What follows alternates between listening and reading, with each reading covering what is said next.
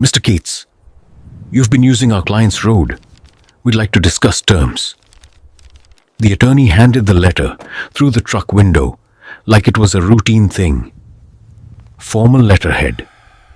Rock Development, LLC. If you look at the west A plat boundary reference line number in the header. here, the access road The letter was 2 deviates pages from the original and had plat. been written by someone who had done this before. In the measured language of people who have decided the outcome before the conversation begins. Ned Cates took the letter. He looked at the Kalichi Road beside the gate. The lane his grandfather had graded in 1903, Clean back to 19. running along the west fence line toward the Yes, creek certified pasture. copies confirm the easement details The as same well. road Ned had driven every day of his life. It was pale in the spring light. The caliche packed hard by 120 years of use. The ditches on either side, clean from the spring rains. He looked at the attorney. He said, "I'll be in touch." The truck drove away. Ned's son was behind him. He said, "What's it mean?" Ned said, "Nothing yet." He drove to the house and called Frank Dudley before dinner. But what Rourke's attorney didn't know, what the developer's 30-year title search had not reached, was that the road had never been Rourke's to offer. Ned's grandfather had secured a road and water access easement in the original 1903 county survey. It was 3 pages, the county surveyor's own handwriting on every line, and it ran with the Cates land in perpetuity. 120 years. That was the gap between what Rourke's title company had found and what was actually in the record.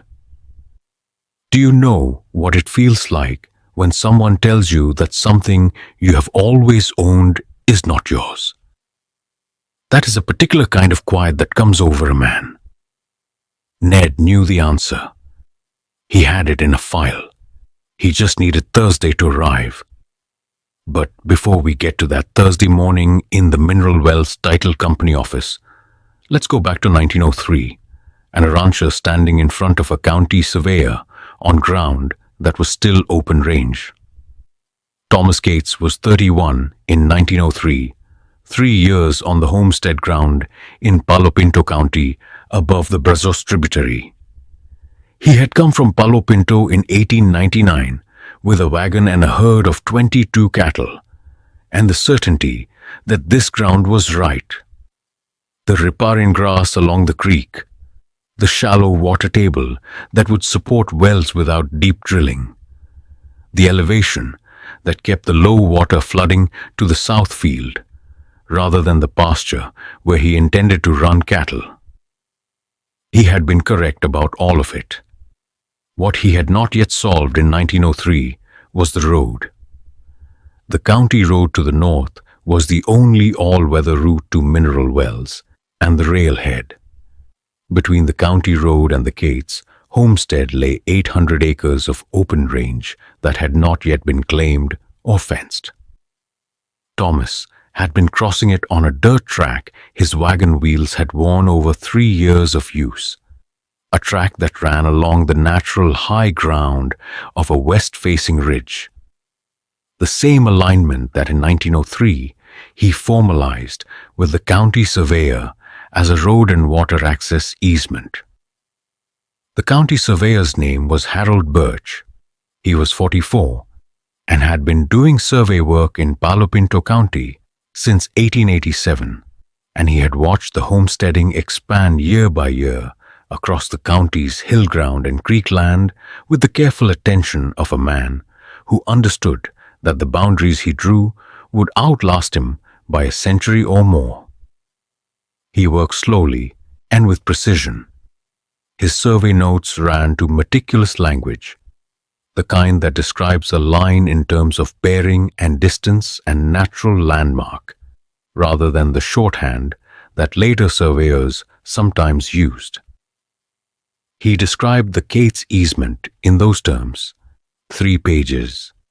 The road access, beginning at the northeast corner of the Cates head right, running north along the high ground of the West Ridge at a bearing of N12W, a width of 20 feet, to the intersection of the county road, the water access, extending from the same headright's west boundary to the creek channel, a right of passage without obstruction for stock and vehicle. He signed it. He sealed it. Thomas Gates shook his hand. He drove home on the road he had just made permanent. The easement existed in the Palo Pinto County records from that day forward.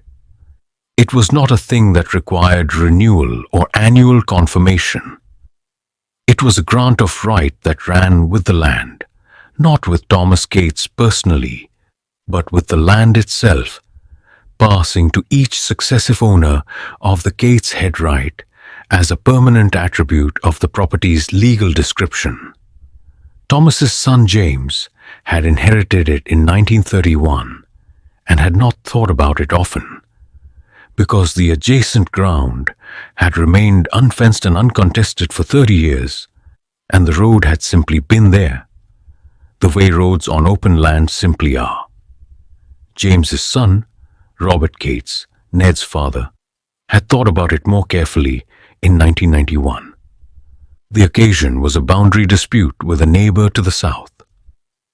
Not about the road, about a fence line on the south boundary that the neighbor claimed had shifted during a cedar clearing operation in the 1970s. The dispute had gone to a survey and then to an attorney, and Robert had hired Frank Dudley to handle it. Frank had pulled the original survey records, including the 1903 easement, and had told Robert, after reading the document, "You should get this certified and filed under the current recording system." Robert had said, "Why? Nobody's questioned it." Frank had said, "Nobody has yet. That's not the same as nobody ever will." Robert had said, "All right." They had driven to the county clerk's office in Mineral Wells on a Wednesday afternoon in March of 1991. The county clerk had examined the original 1903 document, which Frank had pulled from the courthouse archives with the county surveyor's office's assistance, and had certified the easement under Texas Property Code, Section 13-2, stamping the 3-page document and entering it into the current recording index. Robert had taken the certified copy home and put it in the filing cabinet in the ranch office. He had told Ned that evening, "The 1903 easement is on record. The road is ours. If anyone ever tells you different, call Frank before you say a word back." Ned had been 38 in 1991. He had said, "Who's going to question the road?" Robert had said, "I have no idea, but now it doesn't matter." Robert died in 1998. The ranch passed to Ned and his siblings. Ned bought out his brother's share in 2004 and his 2 sisters in 2011, and had been running the full 100 acres since. He had called Frank Dudley for a lease dispute in 2007 and for a water rights question in 2014, and Frank had always had the file current. The 1903 easement was in the file. It had been in the file for 30 years. Miles Rourke had bought the adjacent 800-acre parcel in January. The parcel had changed hands twice since the 1970s, sold by the original ranch family to a hunting lease operator in 1979, sold again to a landholding company in 2007, sold to Rourke Development in January of this year. Rourke's title company had searched the chain of title back 30 years, standard practice for a residential plat, thorough by commercial real estate standards. 30 years back was 1993. The easement had been certified in 1991. The certification was in the current recording index. The title company, searching from 1993 forward, would find anything entered after that date. The easement certification was 2 years before their search baseline, 90 years before the original grant. Rourke's title company found nothing. They certified the title clear, and Rourke's engineer platted the subdivision. 62 lots across the 800 acres, recreational use, Brazos tributary views from the eastern lots. The engineer had walked the ground in February and had noted, in his field survey, a packed caliche lane running along the west boundary of the new plat. He had written in his notes, possible encumbrance, verify. He had sent the field notes to Rourke's attorney with a request to confirm the lane's status before the plat was finalized. The attorney had been in the middle of 3 other closings. He had not responded to that specific note. He had responded to everything else. The plat had gone forward. In April, when the plat was nearing the county title office for recording, Rourke's attorney had done a final review and found the caliche lane in the plat boundary. He had looked at the engineer's note. He had looked at the title commitment. The title commitment showed no easement. He had concluded the lane was an informal access that Rourke would need to address with the adjacent landowner before the plat finalized. Not a recorded right, but a courtesy use that would require a formal termination. He had written the letter. He had handed it through the truck window on a Tuesday morning in May. He was, at that moment, 6 days away from understanding how wrong he was. Ned waited 2 days before calling back. Not because he was slow or uncertain, because Frank Dudley had told him in 1991, and his father had told him before that the first answer to a legal challenge is not a word spoken at the gate. It is a document, read completely. Ned had read the letter completely, twice, the evening he received it. He had called Frank at 7 o'clock. Frank had said, "I'll pull the file. Come in tomorrow." He went to Frank's office the next morning. Frank had the 1903 survey spread on the desk.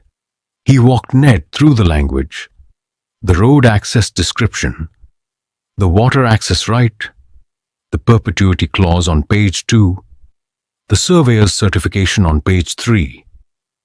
He showed him the 1991 county clerk's recording stamp. He showed him the current index entry. He said, "Rourke's title company searched back 30 years. Ned said, "The easement's 120. Frank said, "Yes." Ned said, "Home." "So they missed it." Frank said, "They missed it." Ned said, "Well, what does that mean for the plat?" Frank said, "It means the plat can't be recorded as filed. You can't plat over a recorded easement without showing the easement on the plat. The title officer at the county has to reconcile them." Ned said, "What does Rourke do?" Frank said, "Rourke redraws the plat."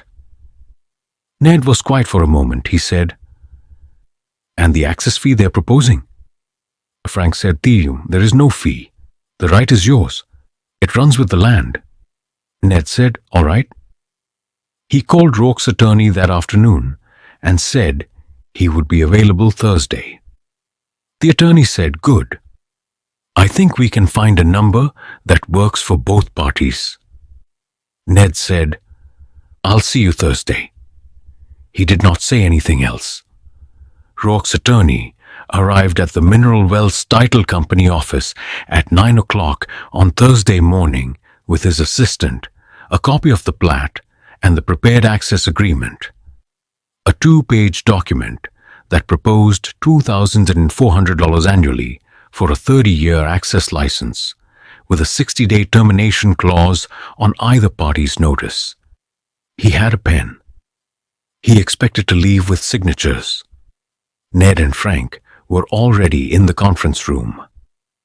Ned was 70 years old, a tall man in a canvas work coat, boots that had seen 3 spring calving seasons in the mud. He had driven the caliche road to reach the county road that morning, the same road he drove every morning. The grass on either side green from the spring rains, the creek, visible through the cedar at the low end of the west pasture. Frank Dudley was 67, in a grey sport coat, his briefcase on the table in front of him, closed.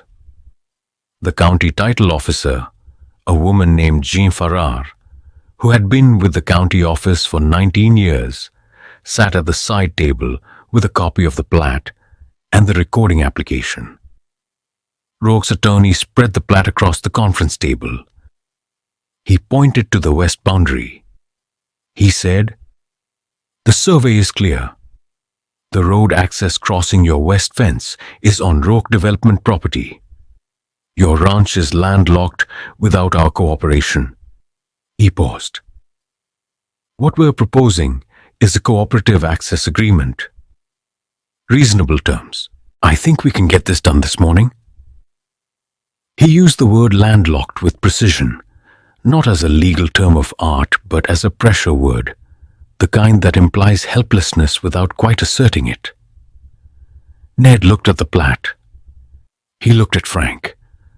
Frank set his briefcase on the table and opened it without hurrying. He placed the 1903 easement document on the table beside the plat. 3 pages, folded once, the county surveyor's handwriting on every line.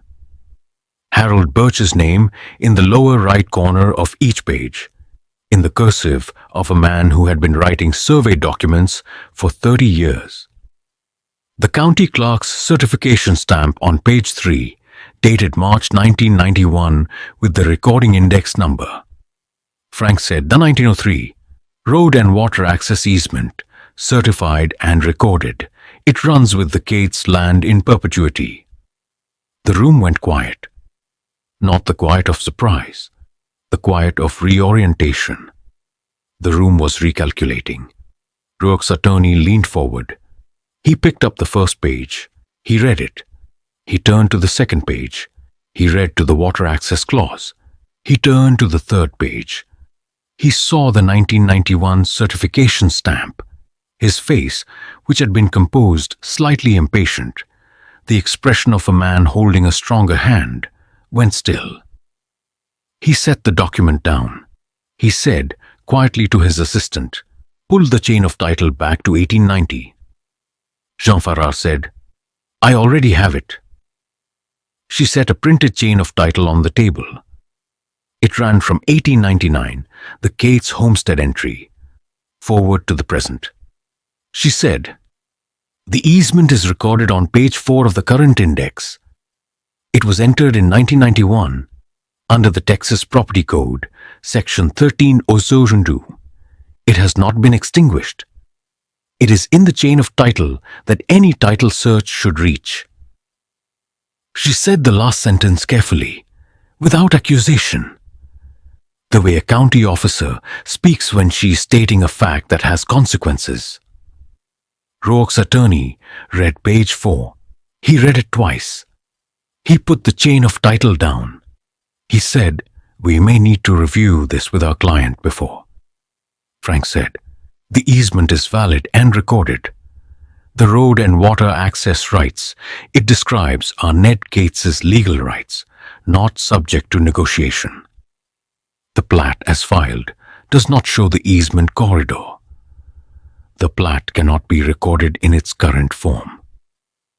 Jean Farrar said, "That's correct. I cannot process the recording without an amended plat that reflects the easement." Rourke's attorney looked at the plat. He looked at the 1903 document. He looked at Ned. Ned said, "The road has been there since my grandfather built it in 1903. We've been using it every day since." The room was quiet again. Outside, in the parking lot, Rourke's engineer was sitting in his truck with his field notes open.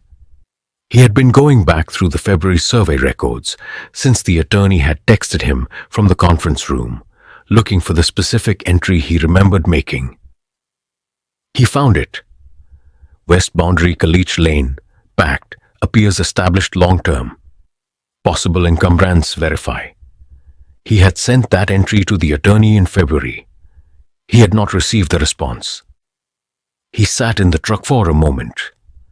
Then he went inside. He walked into the conference room with his field notes. He put them on the table. He pointed to the February entry. He said, "I flagged this road in February. I asked for title verification."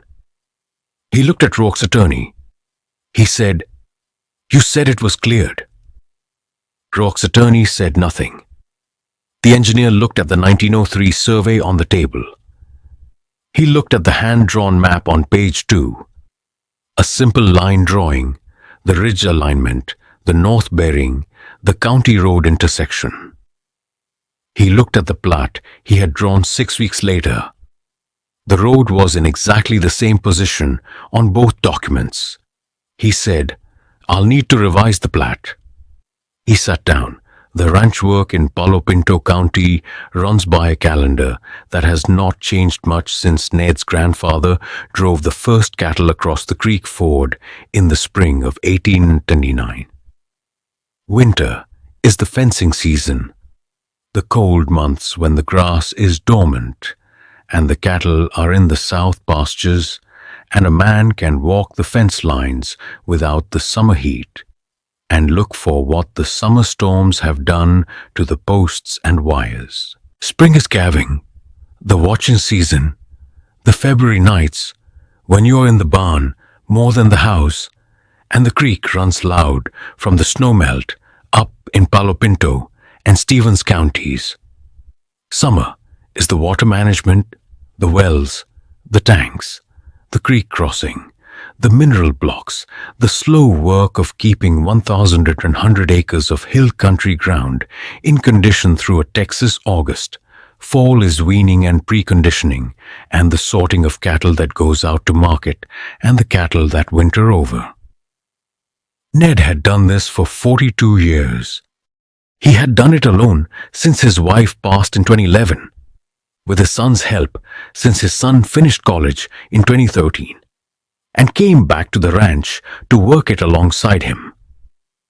His son's name was Cal, and Cal had grown up on this ground the way Ned had grown up on it, knowing which fence posts held and which was cedar rot waiting to happen, knowing which low corner of the south pasture flooded after 2 inches of rain, knowing the creek's personality through its seasons, its February roar and its August sullenness and its particular October clarity when the fall rains came and the water ran cold and clean over the limestone shelf at the crossing.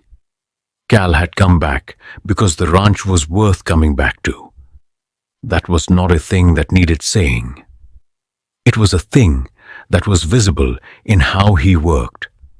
The early mornings, the methodical attention to the cattle that Ned recognized from his own early years on the ground when every task was an act of learning.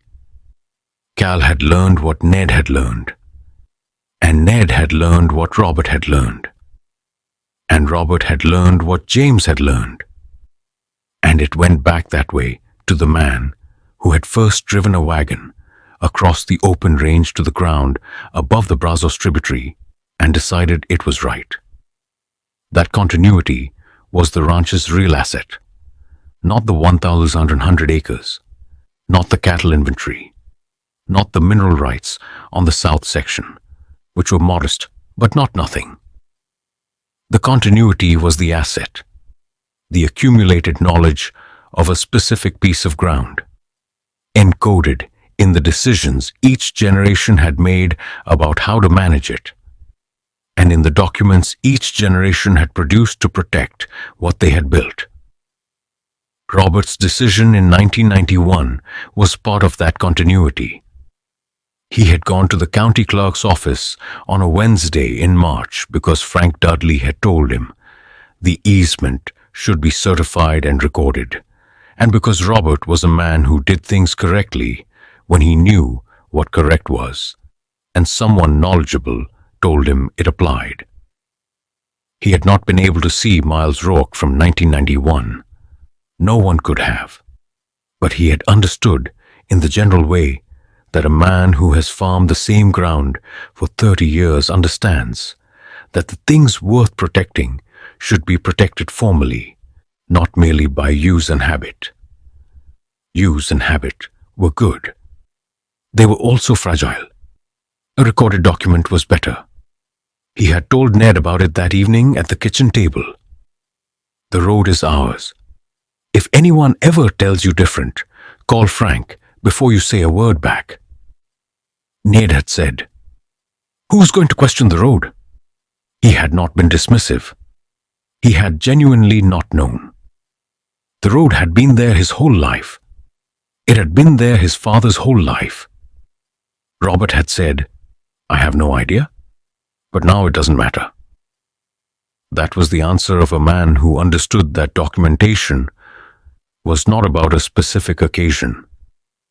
It was about the general one, the occasion you could not name. Ned had thought about that conversation often since Tuesday. He thought about it Thursday morning, driving the Kalish Road to the county highway, the spring grass green on the fence banks. He drove the road the way he always drove it, at ranch speed, a pace that let you see the fence condition on either side and the cattle in the west pasture and the state of the ground at the creek crossing.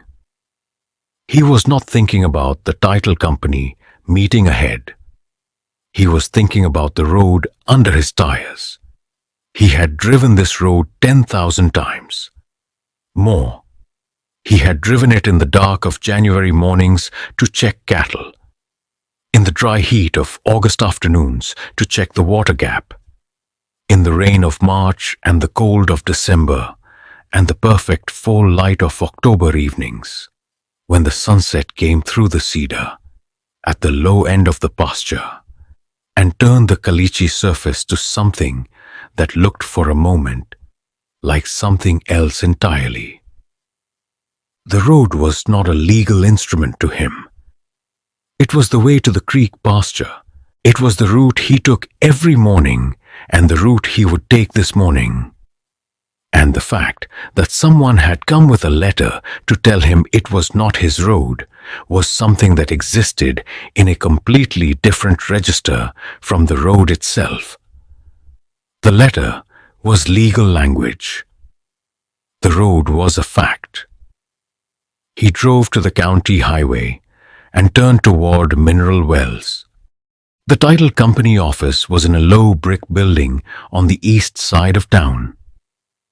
Jean Farrar had worked there since 2005. She was precise and careful and had seen a considerable number of title disputes in 19 years, and she had developed the particular composure of someone who understands that her job is to read what is in the record, not to take sides in what the parties wish were in the record. She had pulled the Palo Pinto County chain of title on the Cates property the previous afternoon, when Frank Dudley had called to confirm the easement's recording status.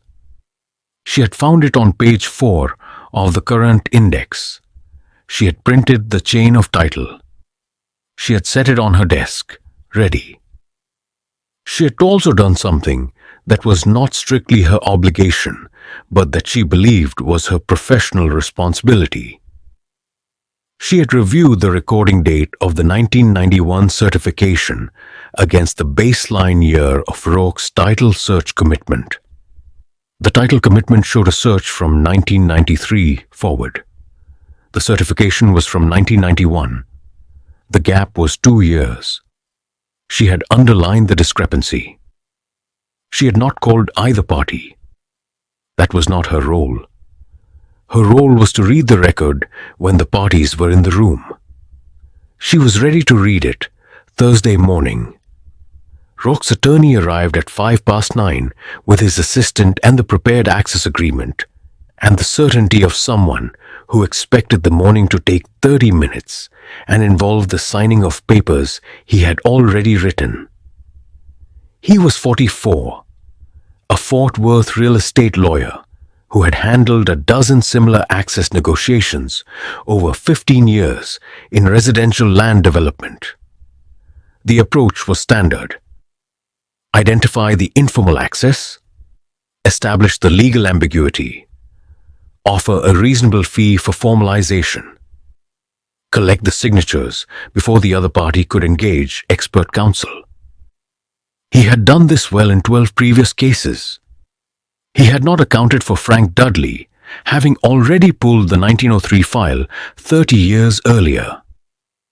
He had not accounted for the county surveyor's name on page 3 being Harold Birch, and for Harold Birch's handwriting being the kind of careful cursive that a man who understood the permanence of his work used, and for that handwriting to describe, in exact bearing and distance and natural landmark, the road that Rourke's engineers had called possible encumbrance verify.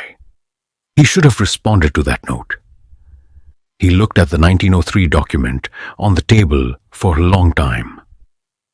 Then he read it from the beginning. Page 1.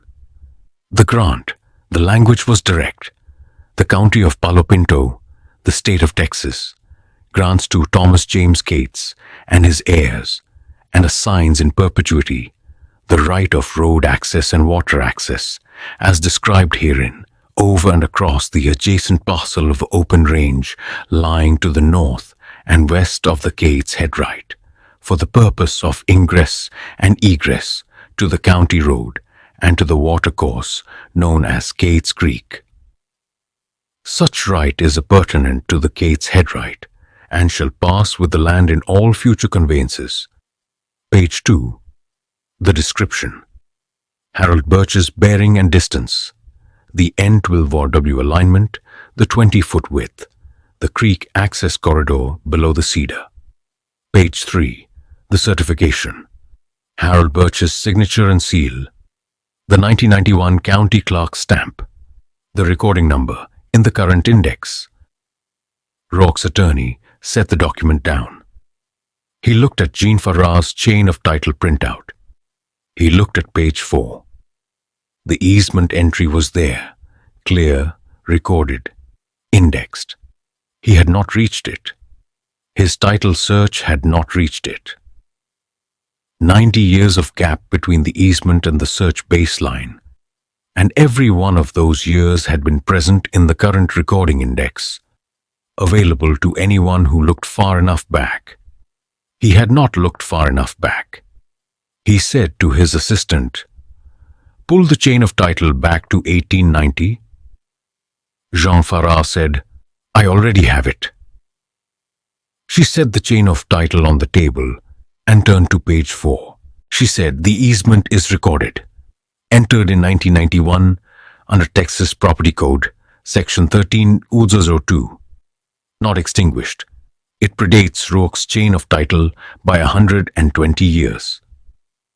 Rourke's attorney was very still. The prepared access agreement sat on the table in front of him. He did not reach for the pen. Frank said, "The road and water access rights are Ned Cates's legal rights, not subject to negotiation or fee. The plat as filed does not show the easement corridor. The plat cannot be recorded as filed." Jean Farrar said, "That's correct." The meeting ended 40 minutes later. No agreement was signed, because the agreement Rourke's attorney had come to negotiate was no longer a question. The road was Ned's. It had always been Ned's. The plat would be revised. The easement corridor would be shown. Ned stood up. He shook Jean Farrar's hand. He picked up his copy of the 1903 document and folded it once and put it in his inside coat pocket. He walked to the parking lot. He got in his truck. He drove home on the Caliche Road, the same pale surface, the spring grass on the fence banks green and thick, the cedar below in the creek bottom just leafing out, the Brazos tributary visible through the trees at the low crossing. Rourke's survey stakes were visible on the far side of the west fence. Orange plastic flags on steel rods marking the plat boundary. The road crossed none of them. The road had never crossed them. He drove to the house and parked. He sat for a moment.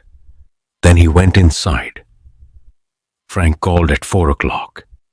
He said Rourke's attorney had confirmed the plat would be revised. He said the revised plat would show the easement corridor as a non-exclusive access right of the Gates property. He said there was no further action required on Ned's part. Ned said, "Did he say anything else?" Frank said, "He said he wanted to express that his client had acted in good faith based on available title information." Ned said, "Did you respond to that?" Frank said, "I said we'd file the letter." Ned said, "All right." He hung up. His son was in the kitchen. He said, "What happened?" Ned said, "So, the road's ours." His son said, "Was there ever any doubt?" Ned said, "Not after Frank opened the briefcase." He sat at the kitchen table. He was thinking about his father at the county clerk's office in 1991, the certified stamp coming down on the third page, the recording index number written in, the document entered into the permanent record.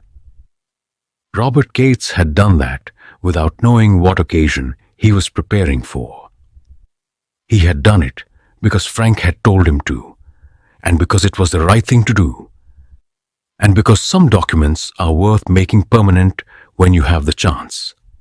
He had been right. He had been right 24 years before the occasion existed. Ned's son brought him coffee. He said, "What do you want me to do with the demand letter? Rourke's original." Ned said, "Put it in the file with the 1903 survey."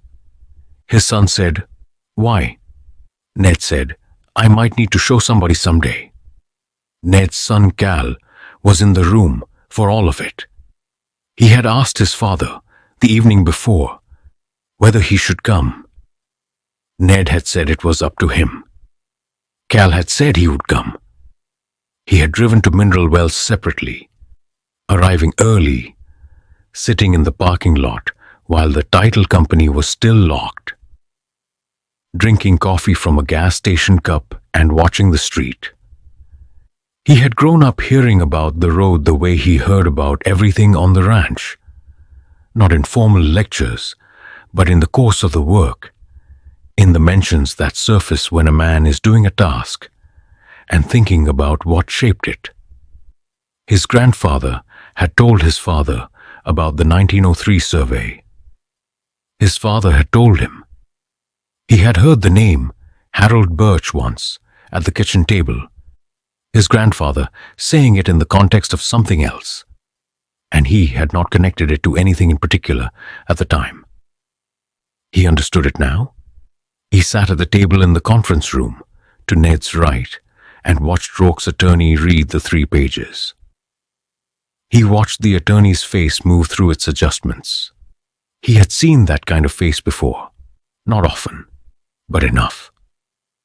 The face of a man recalculating his position.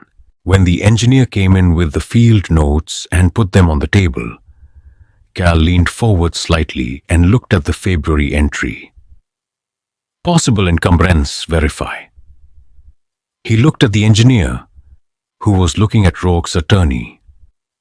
He looked at his father. His father was looking at the plat. Neither of them said anything about the field notes, because Frank had told them before the meeting. Let the record do the talking. If the record is correct, it will be sufficient. Do not add to it. Do not editorialize. Let the documents be what they are. The documents were sufficient. On the drive home, Cal followed his father's truck down the county highway and turned onto the Kalishi road behind him. They drove the length of it in convoy. 2 trucks on the pale Kalishi, the spring light on the fence banks, Rourke's survey stakes visible on the far side of the west fence in a row. Orange flags bright against the cedar. Cal thought about the engineer's notation. Possible encumbrance, verify. He thought about what would have happened if Rourke's attorney had responded to it. He would have pulled the title back. He would have found the 1991 certification. He would have found the 1903 survey. He would have called Frank Dudley and said the adjacent parcel has an easement. And Frank would have said yes. And they would have redrawn the plat without a conference room meeting, without the prepared access agreement, without the Thursday morning in Mineral Wells. It would have been administrative. It had become a confrontation instead because one man had not responded to a field note that said, verify. Cal drove to the house and parked. He sat in the truck for a moment. Then he went inside. His father was at the kitchen table with coffee. Cal said, the engineer knew. Ned said, he flagged it. Cal said, and the attorney ignored it. Ned said, he did. Cal said, why would you ignore possible encumbrance, verify? Ned said, because he was already certain he was right.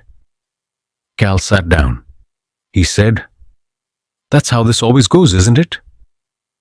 The certainty precedes the checking. Ned said, usually. Cal said, Granddad was not certain. He just did the work and filed the document. Ned said, that's right. Cal said, and we had it. Ned said, we had it. They sat there for a moment with the coffee. Outside, the creek was running after the spring rains, the sound of it reaching the house in the particular way it did in May, when the water table was high and the runoff was still coming off the hills. Cal said, you think Rourke will try anything else? Ned said, no. Cal said, why not? Ned said, he's got a subdivision to build. He needs the plat recorded. To record it, he needs to accommodate the easement. To accommodate the easement, he needs to stop arguing with us. Cal said, simple as that. Ned said, simple as that.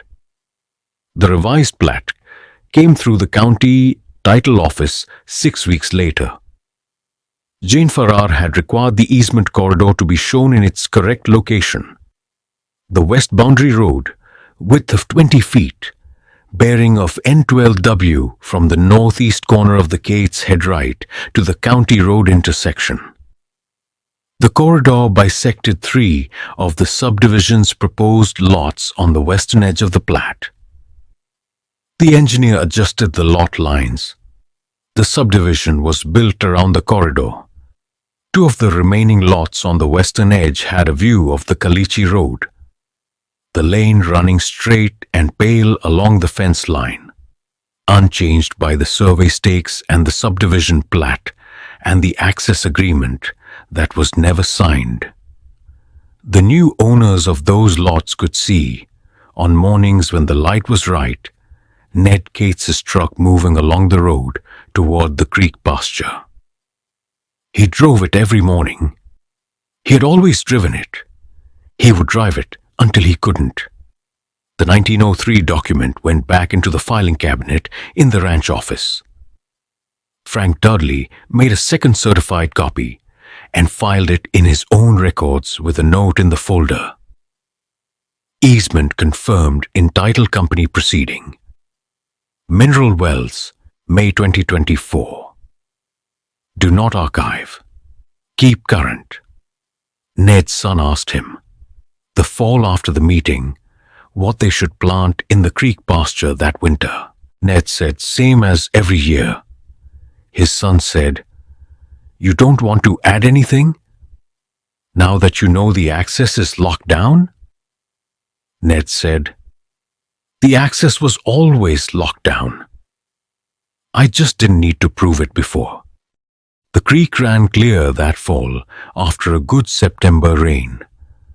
The grass in the riparian pasture came in thick, the way it does after a wet year in Palo Pinto County. The kind of grass that carries cattle through a dry January without supplemental feed. Ned drove the Caliche Road to check the water gap at the creek crossing, same as he did every October, same as his father had, same as his grandfather had from the first year there had been a road to drive on. The survey stakes were still on the other side of the fence. The road was on his side. It had always been on his side. Here is what this story is about, and it has very little to do with easements. Thomas Gates shook hands with the county surveyor in 1903 and drove home on a road that he had made permanent. He did it because he needed access to the creek pasture. He did not do it because he could see 1925 or 1950 or 1991 or the spring when a developer in a Fort Worth office would buy the adjacent land without reading all the way back. He just did it correctly. Robert Gates went to the county clerk's office in 1991 because Frank Dudley told him the right was worth formalizing, and because Robert was the kind of man who did the thing that needed doing before the occasion for it arrived. He could not have told you who Miles Rourke was. He had been dead for 6 years when Rourke bought the parcel. But Robert's afternoon at the county clerk's office, a Wednesday in March, an hour's drive each way, a certification fee, and a recording number, was the thing that determined the outcome of a conference room meeting that happened 33 years later. You know this feeling. The decision that takes 30 minutes and holds for 30 years. The document you file because someone told you to, even though nothing is wrong and nothing is urgent. The boundary you mark while you still can, before someone else decides where it is. That is the whole of the story. Do the work before the occasion. File the document before anyone asks for it. Know where the road is before someone tells you it isn't yours.